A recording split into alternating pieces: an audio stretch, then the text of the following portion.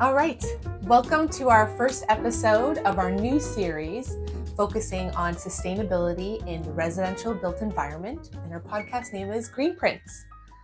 In this series, we're going to deep dive into how we can make homes more comfortable and last longer, or in more trendy words, more sustainable and energy efficient. Many homes we live in today were not built with sustainability in mind. So the task ahead of us is a large one. But here's the thing, while it's tempting to focus on the glamorous projects like redoing the kitchen or removing the shaggy green carpet that's in the basement, um, the real progress will come from other type of updates, like updating the electrical, the behind the scenes work, the unsexy projects like adding insulation, replacing old windows, and updating electrical systems. These are the changes that might not show up on your before and after Instagram posts, but they're the ones that have the real big impact on your wallet and the environment. Mhm. And that's what we're here to explore. How can we make those real, tangible improvements to our homes that will lead to long term sustainability? Today, we're setting the stage for the exploration and understanding of how we can do this. Mhm. And in future episodes, we'll really touch on those topics. But today, the episode is really kind of setting the foundations and tackling what the issues are in homes of today. I had the pleasure of interviewing Darren Arseneau. He is the owner operator of Durham Home Inspection, and he's been inspecting homes for over 18 years. He's seen firsthand what are the issues in the building stock of today. Yeah, the reality is that most of the homes that people live in today weren't built with sustainability in mind. Really, why would they be?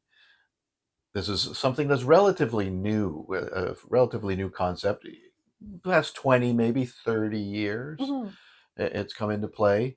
So a lot of the homes that are that were built are or that are still in existence and people living in the city of Toronto, what is known as Toronto today, which used to encompass or does encompass Scarborough and Etobicoke, which used to be separate cities and or boroughs, Yeah. were built between 1946 and 1960 as part of the creating homes basically for the soldiers coming back, starting new families. The next era of home building in the GTA, so the area surrounding Toronto, was from 1960 to 1980. And a lot of this has to do with that whole baby boom generation. A lot more kids were, coming into existence and living in the city, Like such yourself. as myself. I was just on the end of the whole baby boom generation. So yeah, I mean, there's been a huge amount of expansion in the GTA over that era. Um, and so really what we're going to be talking about here is the various eras of homes and what they're all about, really what are the issues that have come about, what's going to be involved in upgrading them to make them more sustainable. Yeah, and I think starting at the post-war era and when so many of these homes were built is good, but we also still need to touch on century homes. So if we rewind back in time and we look at the homes that were built in the late 1800s to early 1900s, I'm thinking those century Victorian Edwardian style homes that are in the annex in Toronto, or let's say in Durham region, central Oshawa, those gorgeous homes, Mhm. those triple brick construction type homes where they house the upper and middle class, many of whom could afford modern amenities of the time, like electricity and plumbing. And that's where Darren and I start the conversation. Okay. Yeah, so in century homes, when they were built, the issues that you can run into. So there's great things about century homes. In a lot of cases they were overbuilt. Which, when I say overbuilt, I mean that they were built to be handed down from one family member to Right. the next. Yeah. It was meant to stay in the family, so they put a lot of emphasis on the construction. So the materials they used, thicker wood, stronger foundations, stronger supports here and there.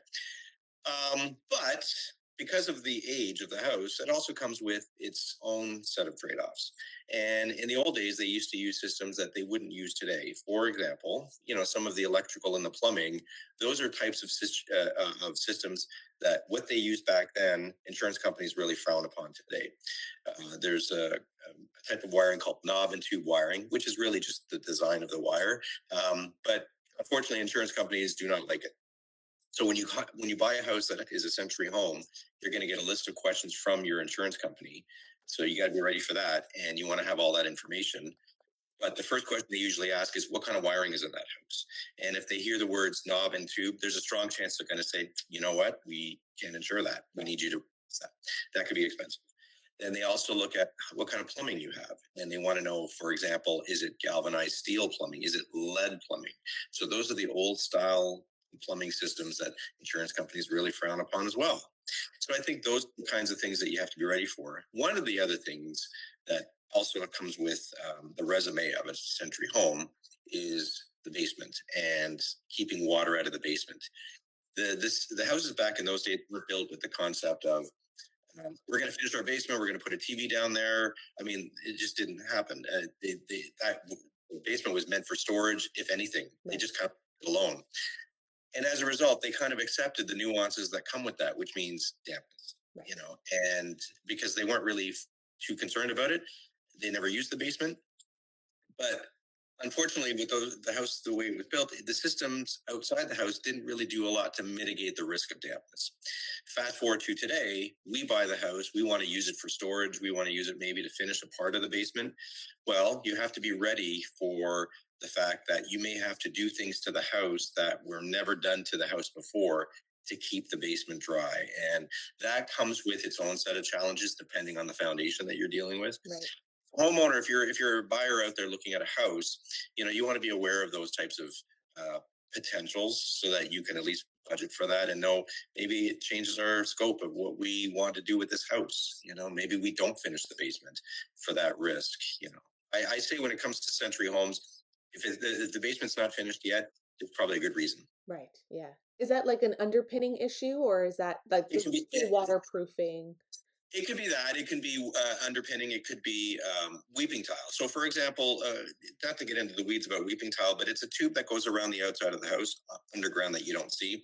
What it does is it collects all the water from the ground when the ground gets wet from rain or snow and ice, and it melts into the soil. It goes into that tube. Well, that tube collects the water and drains it out. Some century homes never had it in the first place because there was no street to drain it to. It was a dirt road. Some people have a weeping tile system in their house on the outside, but it might have been corrupted because of a tree root that grew through it because it was made out of clay. So the pipe might have been severed because of a tree root. So there's reasons why that may or may not be in place, and if it's still even working. Right. So those are and when you have those issues, if you have dampness in your basement, that's when, and you have to fix it. I always say to my clients, this is when you have to bring in the show, where they dig the outside up and they make a lot of noise and they have to displace all that soil and it looks like a construction site. But that's unfortunate because that's the type of solution that you need if you want to keep your basement dry. So it's so century homes have their challenges.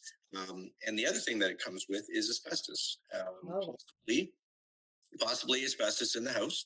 So as a homeowner, you have to be aware that might be a product that's in the house in different areas, whether it's in the attic, in your insulation. It could be on the floor tiles, those black and white checkerboard tiles that you see in your house. They're maybe 8 inches by 8 inches. They may or may not contain asbestos. Sometimes it's wrapped around the ductwork. Sometimes it's siding on the outside of the house. So there's different reasons why, and even in the plaster in the wall. So as a homeowner, you want to bring in someone that has a trained eye that can give you that information, but you also have to budget for it and treat it with respect if you decide that you wanted to change the house and modify it. There are certainly quite a few advantages when it comes to maintaining and living in a century home for sure. Um, for those who, especially those who appreciate Victorian and Edwardian architecture. And the interesting thing is, like with a century home, there's a lot that you can do to improve the carbon footprint of that home. some of those homes, may have been heated by oil and may Yeah. still be heated by Yeah.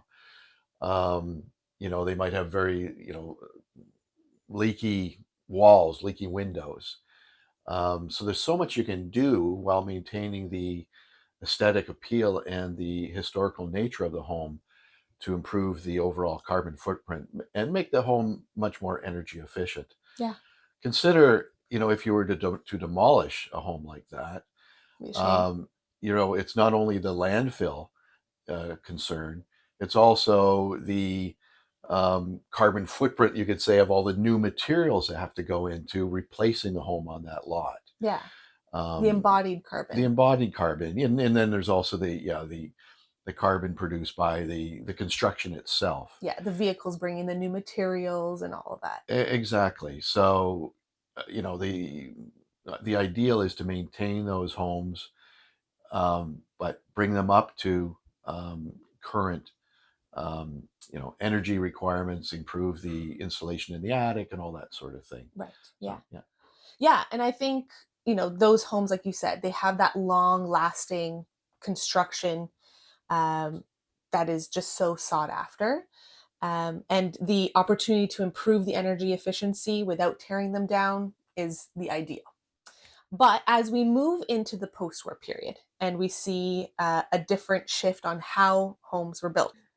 Yeah. So those homes built in the 40s and 50s were built for a purpose to house the new families that were being created. Mhm. Soldiers coming back from the war, starting new families, having lots of kids, that sort of thing. So the main focus was on getting those houses built, Right. not necessarily on aesthetics, Mhm. not necessarily on huge high levels of quality, although for the most part, uh, my Those homes are understanding still, is that they have, yeah, those yeah, homes are still around. They have good bones. But yeah, certainly the aesthetics, and the style that went into those century homes was not there. right. And but yes, they have good bones, and there's still lots of potential for those homes. Yeah. We do see trade-offs though, right? So in those post-war homes, they were built to meet the demand for mass housing. The craftsmanship and material choices changed, and they were to kind of favor cost effectiveness versus longevity. As we talk about sustainability and upgrading these particular homes, it's important to recognize that while they may not have had such structural history as century homes, they still offer the potential for energy efficient upgrades, especially when it comes to the fact that that is a large portion of our housing stock today. Mhm. So, making those differences in those 1940s and 50 homes that exist, because there's a lot of them, will make a huge impact. Right. Starting to get a little bit better. They were still using asbestos in some applications. So in the attic for insulation, they were still using it in some cases in the if it was plaster drywall. Or plaster walls, that is, and in some cases the outside siding. But as time went on, as we got closer to the 70s, more and more information came out about it. So we became less reliant on it, and they started phasing it out. There were still issues with plumbing because in some cases the house was built with galvanized steel plumbing, which can be an insurance risk. They're not crazy about galvanized steel plumbing. If ever you wanted to spot it, it looks like it's a silver pipe versus a copper pipe. Copper is the color of a penny. Galvanized steel is the color of a dime. So if you're in a house and you're looking at it, you can just remember those attributes and you should be able to spot it. Um, and then, of course, some of the wiring might not have been grounded. So in the old days, back after the Second World War ended, they were using copper wiring that wasn't grounded.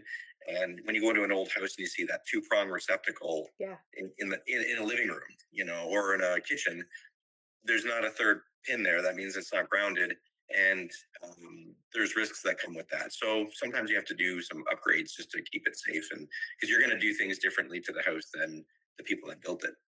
Certainly. We have microwaves now. We have televisions, computers. They all require a ground. So Yeah, so I guess he's talking about homes. So let's say in East York, Yeah. parts of East York, maybe in older parts of Ajax, let's Mhm. say. Um, yeah, so there were issues, as he says, like with plumbing, wiring, insulation. things that the current homeowners really need to upgrade already if they haven't already done so. Yeah, exactly. And as we move into homes that were built in the 60s and 70s, we see a little bit more intentionality around those same topics. The different types of constructions changed in the 60s and 70s.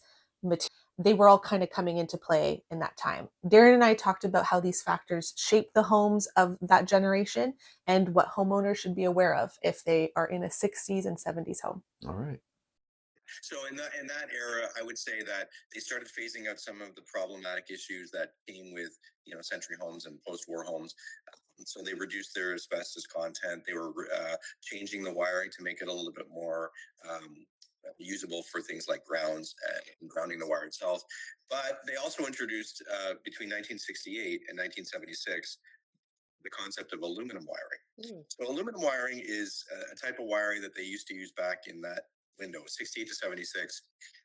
And the reason why insurance companies aren't crazy about it is because it's not as reliable as copper. It doesn't have the same integrity.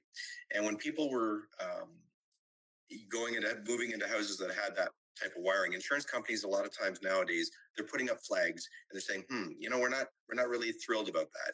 So they may ask you to do something outside of the norm to get the policy. So they may ask you to have an inspection done specifically on the aluminum wiring. Okay.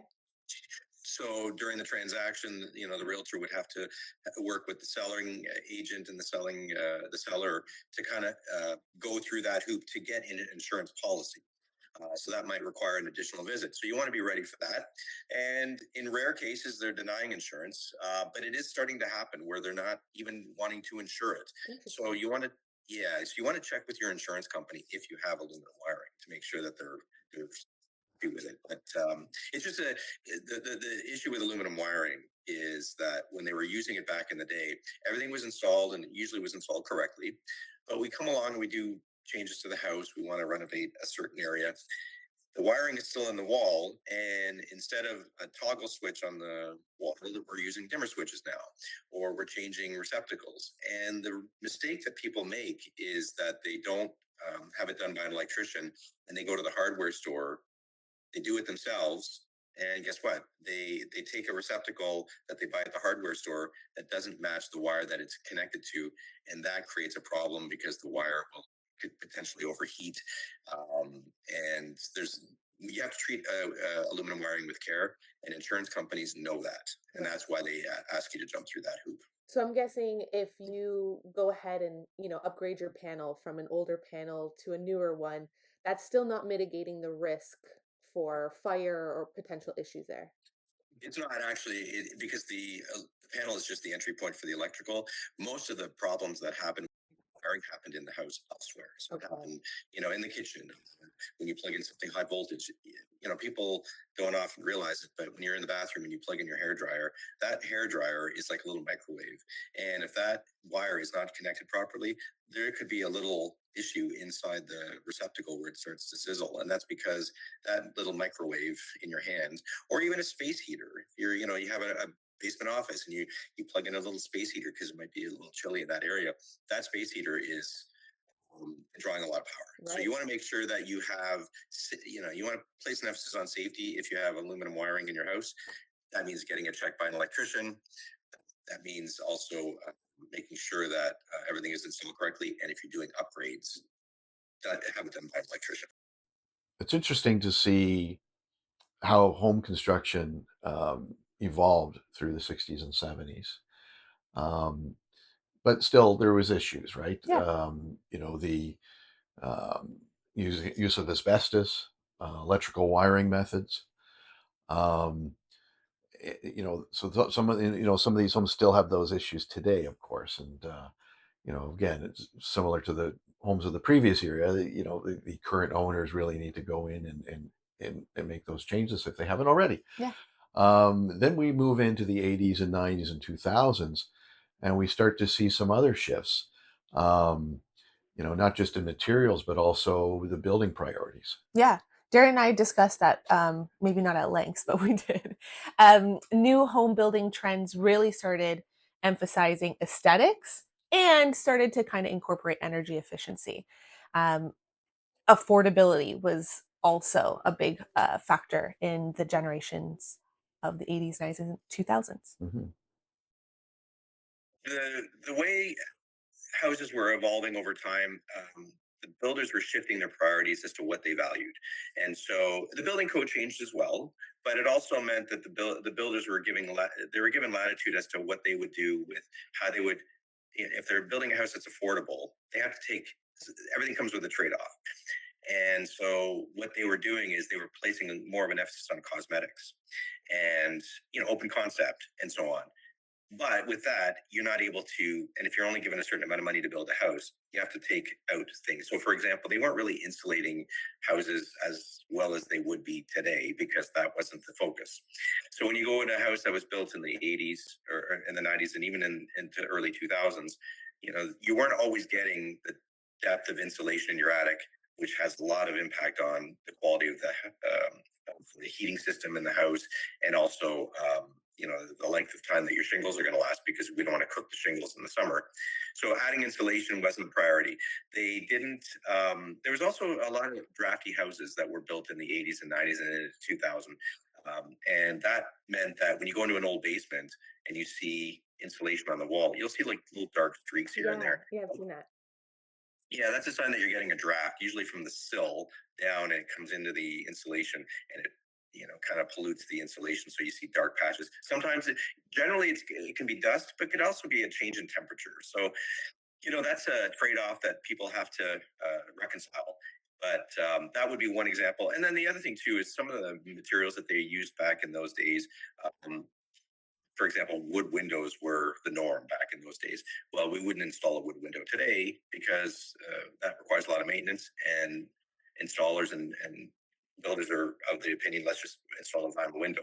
So the integrity of the product back in those days was such that they had to balance out cost, and that's why wood was kind of the norm back in those days. So I think every generation has its trade-offs as to what, and as a home buyer, you have to kind of decide what is the priority for what you want, um, and what are you willing to sacrifice.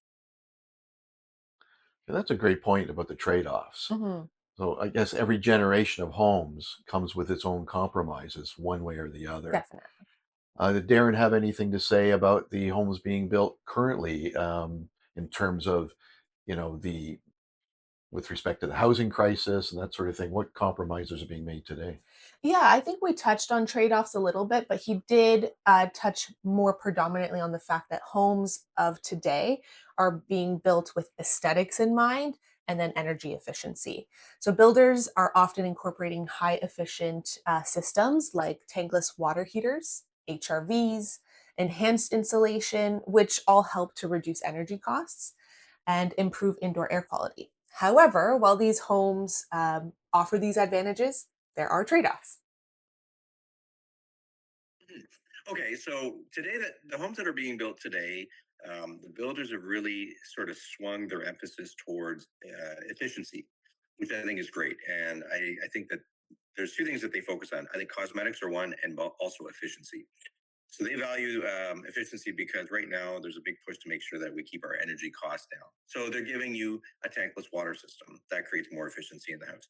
They're giving you high efficiency furnaces right off the hop, and they're putting in things like HRVs, which are these. It's called a heat recovery ventilator. It helps keep the air moving in the house a little bit more quickly from outside, and it gives you fresh air in the wintertime. And they're also giving you a lot more insulation. So in the attic, for example, the depth of insulation is a lot higher than it used to be. And the value for that is that your house stays warmer in the wintertime, the furnace runs less, and it also extends the life of your shingles because the house doesn't lose heat into the attic in the summer as heat rises, and it doesn't cook the shingles on the exterior. So Mm. there's definitely advantages today to buying a brand new home. Um, there's also some trade-offs. So, for example, the emphasis is on cosmetics. And I think as we go through life, we find that sometimes the veneer isn't always the best way to go in terms of what how it looks. Does it have good bones behind it? And in a lot of cases, whether it's kitchen cabinetry or the quality of the flooring, quality of the even the quality of the install can sometimes vary Right. depending on the builder. So when you're looking at a brand new home, you think about it and think, well, it's brand new. But it didn't come off an assembly line. It actually has a person that's doing the work. And in some cases, maybe the quality isn't what it used to be. And people have issues with, maybe their plumbing system shortly after they move in, they had a leak right away. Right. Or if, so there, I always say to my clients, it is a trade-off, and it depends on what you value. If it's a certain neighborhood, maybe you have no choice. But if you're able to look around and see what the different neighborhoods provide, you can also see a different generation of houses, and you can make your choice based on what your plans are. If it's just 2 or 3 years, then maybe you can accept what comes with that neighborhood or that type of house. But if it's something that you're going to be there for the long haul, then sometimes the type of house you might change your mind on where you want to live and what kind of house you want to live in. Maybe one that has good bones, so that you can enjoy that feature versus having to change the kitchen cabinets every 10 years. Right. Yeah, for sure. Okay, so the focus on cosmetics that we see today, and maybe that's not totally fair to say cosmetics, but let's use that term for now, Yeah. could mean, if the builder is trying to keep the price point down, could mean cutting corners on certain things such as cabinetry, flooring, or just the quality of the installation. Mm. Um, so it's it's good to know all of that, because then one can decide when one is investing in a new home, um, What the trade-offs what could the be. trade-offs might be Yeah. in order to get a home at a certain price point in a certain area. Yeah. No, exactly. Um, to summarize, I think that today's episode has set a really good foundation on what upcoming episodes will touch on. So we have seen the opportunities on what improving homes of today could look like and how we could best approach new construction. In the coming weeks, we're going to be talking to a home builder, and he's going to go into designing modern, high performing homes, which is really exciting. Right. And he's really kind of prioritizing energy efficiency, embodied carbon, and carbon footprint. We'll also see and explore this move towards electrification, the benefits of home energy audits, strategies to retrofit the homes that we have today. So, kind of really building on the episode that we did today, Yeah. to make them more resilient, more cost effective in the long run. Uh, if you have any home inspection related questions, or if you need to hire a home inspector in the future, please feel free to contact Darren. I am going to share his contact details in the show notes or on the screen. And yeah. All right, great. Well, I think it sounds like we've got a lot of exciting things coming up. I think as we go through the various episodes, we're going to go from where we're at now with a high level, and we're going to work our way down to even some, nitty gritty details that people might be interested in. So, please, if you like what you're seeing, subscribe, share this with friends and colleagues, Like it. and like it, and we will continue. And like I say, let us know what it is you'd like us to discuss, details, and we'll reach out to the experts. Yeah. And we'll get that information for you, and hopefully we'll have a good time and learn something. Definitely. Send a lot of questions because this is a lot of fun. And I hope we can do this more often, Absolutely. having some good father daughter time. Right. Absolutely. All right. Thanks everyone for tuning in. Thank you. Bye.